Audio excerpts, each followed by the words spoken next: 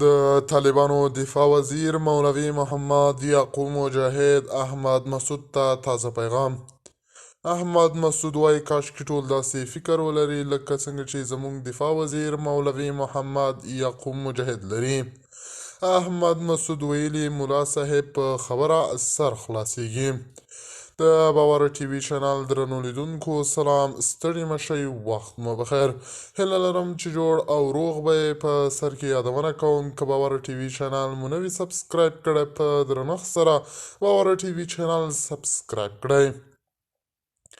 احمد مسعود وایي کاشکې ټول داسې فکر درلودلی لکه څنګه چې زموږ دفاع وزیر ملا یعقوب مجاهد لري.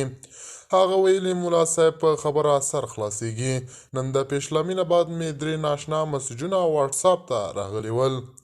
د جوړتازه نه وروسته یې راته ځان معرفي کړی و چې زه ملا یعقوب د ملا محمد عمر اخوند زوی د افغانستان منتخب دفاع وزیر یم. د طالبانو دفاع وزیر ملا یعقوب مجاهد مې واټساپ ته پیغامونه پرېښودي ول چې تاسې ولې جنګ ته بیا ځوانان هڅوئ، ولې جنګ ته بیا راځئ، ولې جوړ افغانستان ړنګوئ. د الله روی وکړئ چې اوس سولیز افغانستان مه ړنګوئ.